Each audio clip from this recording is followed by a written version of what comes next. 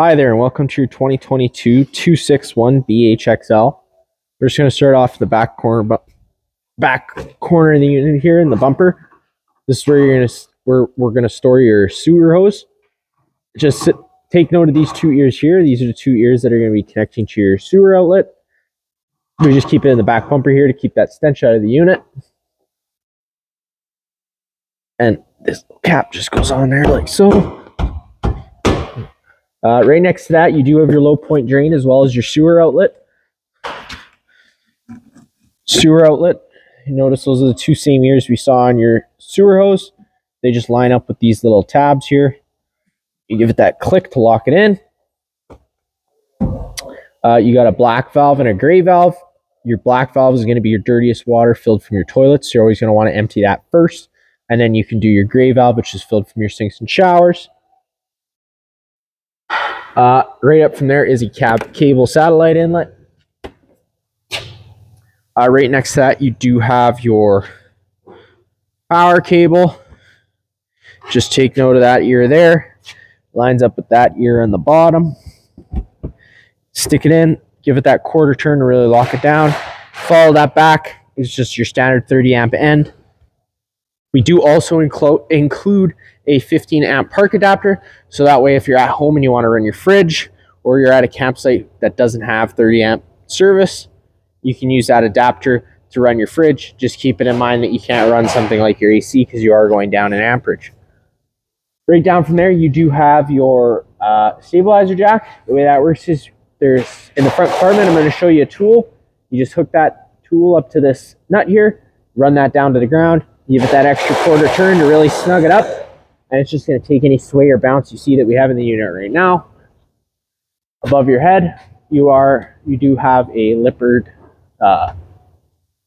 ladder mount already pre-installed, so you can just get the lippered ladder, click straight in there, you get up to your roof that way. Right here, you do have your fresh water connection. That's going to fill your fresh water tank, which your water pump draws off of. And right next to that, you have your city water connection. So if you're at a site with service, you just hook a garden hose up to here, turn that on. It's going to pressurize your lines. There's no need to run your water pump. And then right down here is your fresh water drain. So you see that little tab there. Just give that a pull. You see water starts making its way out.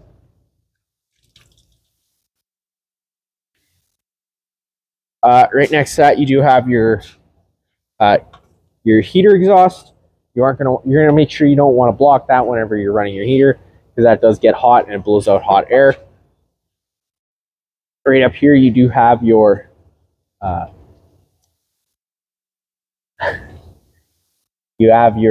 stove fan exhaust. So you always just want to make sure that whenever you're using that, this flap is open. That way you're letting the fumes exit the unit. Lock that down into place.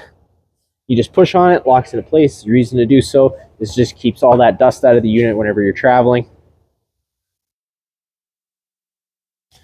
In here, you just have your front storage compartment.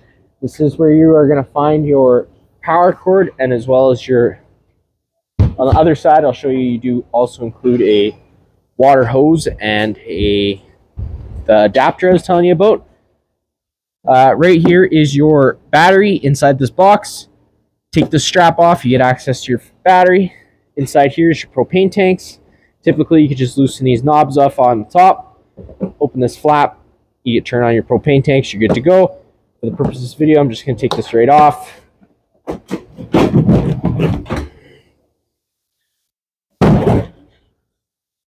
Right here, you just got your two barbecue style propane tanks. The way that works is you just turn her on, and it feeds propane to the lines. So you turn both of those on. Feeds propane to the unit. Put that back on. Right up here, you have your power tongue jack. One button on top is your light. Up is on, down is off. And then you got your controls for your tongue jack. Up goes up, down goes down. And right up here, this is just like a manual override. We do include the manual override tool in the front compartment. And I'll show you that in a second, so that if your battery dies and you need to operate your jack, you can do so. Inside this compartment here, you will see that this customer has opted to go with the weight distribution and the Bluetooth brake controller. But what we're in here for is just these couple tools. So this is going to be for your power tongue jack, the override,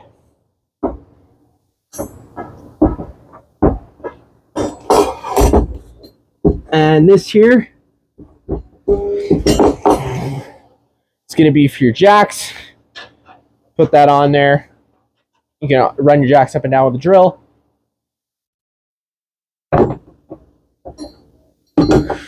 And also, here's that 15 amp park adapter I was telling you about. Make your way a little further down the unit. We do have your 2 exterior speakers. And we also have a cable satellite outlet for a TV. And you have a 110 plugs right there. You open this up, you get your little exterior kitchen kind of area. You do have a 110 mini fridge, so this will only work whenever you're plugged into shore power. You do have this nice little griddle top here. The way that works is pretty simple. You just got this hose here. You take the caps off the lines. This end just goes right onto here. Just pulling that collar back, pushing it in, locks it into place. And then you can take this hose and plug it into the back here. Again, just pulling that collar back, pushing it in, locks it into place. This little valve here, with this valve up the way it is, it's with the flow of propane closed. You turn that, it opens the flow of propane. Now with this open, as an added safety, you can't open this collar. So you do just have to close that flow of propane, and then it just comes disconnected quick as easy as that. Just putting those dust caps back on there, making sure that nothing's getting in those lines. You ravel this up, put your caps on.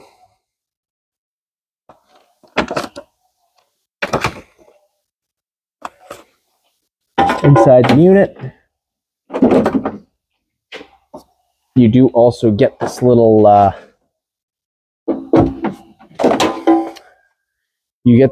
water hose, which should plug in right back here. You got those 2 ears on this piece here. They're just going to line up with the 2 ears in here.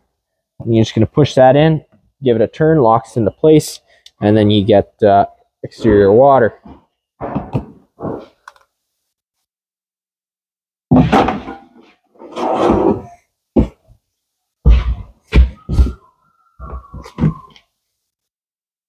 And then at the back of the unit, you do have an exterior shower, as well as the access to your hot water heater. So you just fold that, pull this out. It's just got those 2 little push pins there. At the bottom is your 1/16" drain bolt. Whenever you go to fire up the water heater, whenever you get to your campsite, you're always just going to want to give that tab a pull, and a squirt of water should come out. If no water comes out, that means your tank is most likely empty. At that point, you aren't going to want to fire it because you run the risk of burning out your probes. I'm going to go over a reset procedure when we're inside. The button I refer to is just right here.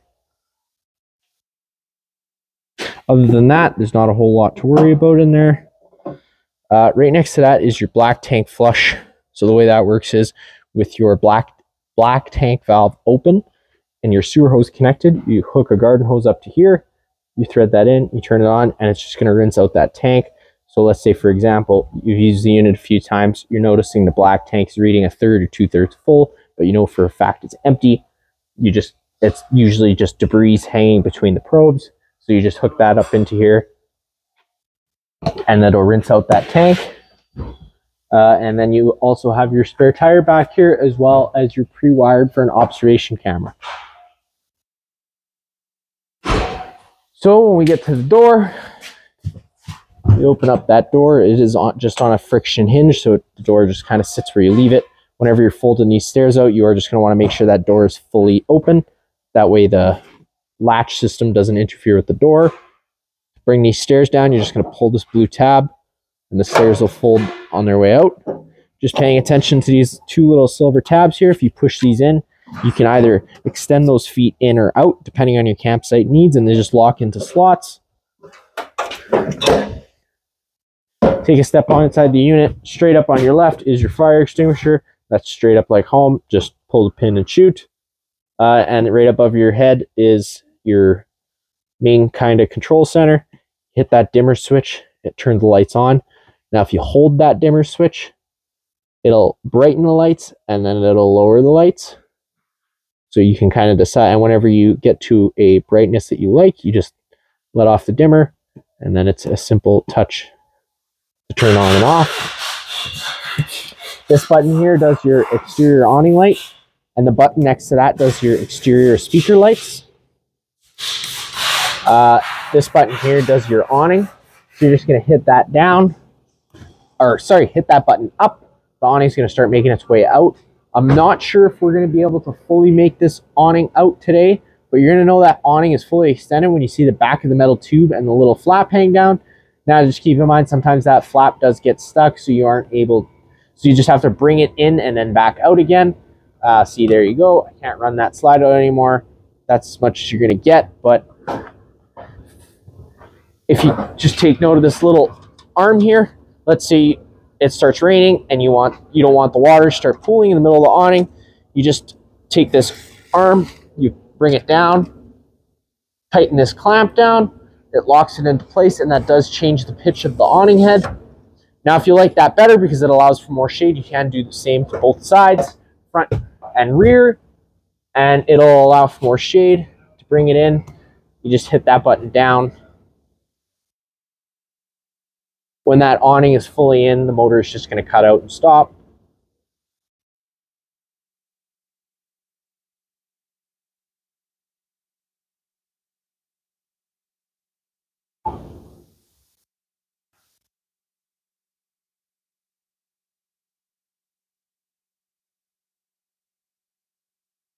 You are pre-wired for solar power as well.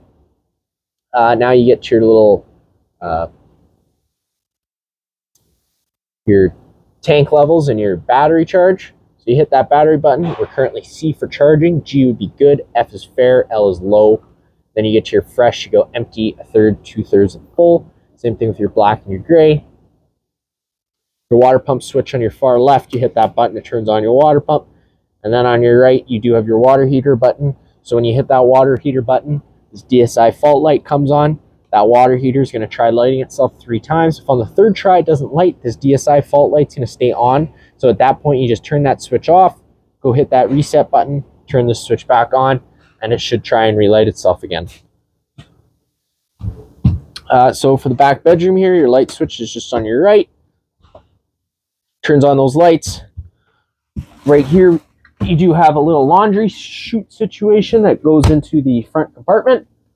And on each side of the bed, you do have sleep app access as well as a 110 plug-in. And then each side of the bed as well has dual USB charging ports. And that's the same for both sides. On this side here, this is where your TV backer is. Right down here is your satellite connection as well as your plug. Right here, you do have a fire exit. So the way that works is you're just going to take this, push this on out, and pull this little red tab. You just pull it, the screen will come out. Out you go. All the blinds in the unit all work the same. They're a sit where you leave them type of deal. So you grab them, pull them. That's kind of where it stays. And if you want to retract, you just give it a pull and it starts making its way back. Above the bed here, you do just have more storage. This couch does fold out into a bed as well. So you just grab the foot of the bed, give it that pull, folds out, get it back in. You grab the foot of the bed again, and then just grabbing the top of the couch and just kind of assist it back. Makes its way back down into a couch again. Now the dinette area, it's currently set up as a dinette, but this also does fold down into a bed. The way that works is you just take the feet underneath the table, you pull it out. You take that table, you lay it down on this on the edge here, and then you just take your back cushions to fill in the center, and you got yourself a bed. Above the dinette, you do have lights, a little light there. Right here is your stereo. The stereo is just going to be like home, pause, skip, mute, stop, except you do have zone 1 and zone 2. So zone 1 is going to be interior speakers. Zone 2 is going to be exterior speakers. This is a Bluetooth stereo as well as USB and aux auxiliary. Inside here, you do have your satellite inlet and just that little button there. So with that button depressed, with the light off, the satellite is off, or the antenna's off. But with that on, the antenna's on. I typically suggest customers to just leave it on. That way you do have better radio frequency. In the main kitchen area, pretty much just like home, hot and cold water at the sink. You got your microwave, and then you do have your stove. Now this stove does run off propane, so it will give off fumes. So whenever you're running that stove, you are just going to want to have your range hood on. To get this stove to work, you just take these knobs, turn them over to high, hit it with the sparker. Now sometimes they won't always light the first try because you do have to clear all the airs out of the lines.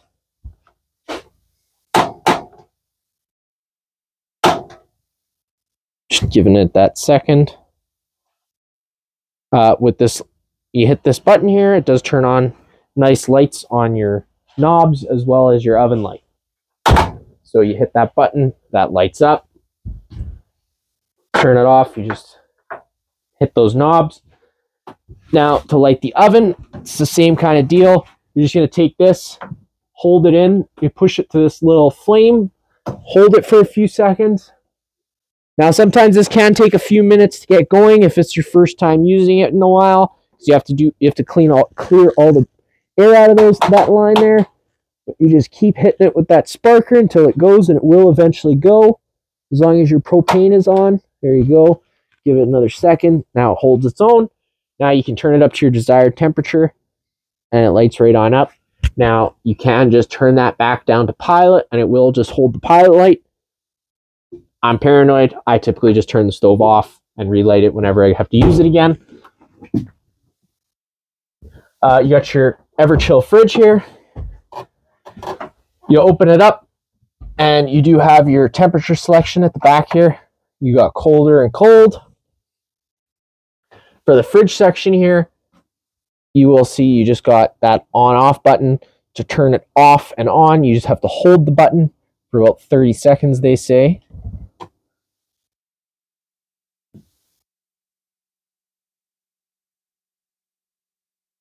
There you go. It turns both the fridge and freezer off. Now to turn it on, you just got to hold it again.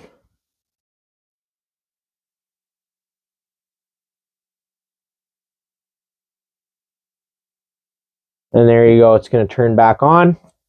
And then you just tap the button to go to change the temperature inside the fridge area. You also do have this travel latch, that way that fridge doesn't open up while traveling. In this area here, you do have your bunk bed area. You got a light top and bottom bunk, as well as USB plugins for both those bunk beds. Now underneath this bunk is where you are going to find your hot water heater. It won't be under this first panel here. It'll be under this second panel. There'll be a couple screws holding this panel down. Take those screws out, this panel will open it up, and inside there is where you're going to access your bypass valves to winterize it. And underneath this, inside this panel here is where you're going to find your water pump for hooking up your antifreeze. Inside here is your little bathroom kitchen area. The light switch is just on the wall here. And this is your main GFI plug. So the way that works is if you have an outlet that doesn't work, first thing you should check is your GFI. So you got test on the bottom, reset up top, and then you have your thermostat. The way that works is you just hit that button once, it's going to light up. It's just going to tell you the temperature inside here. Hit that button again, it's going to go into fan low. Now at this point, that's just with the air conditioner moving air around. There's no cooling involved. Hit that button again, it'll go into fan high. Same thing, just on a high fan. Now you get to cool high. So now is when the air conditioner kicks in and it runs full time on high fan. Hit it again, it'll go into low fan. Now you get into cool low auto. Now that auto is just meaning it's going to turn into an on-demand system, so it's going to kick in and out as needed as it's reaching its temperature and coming off of its temperature.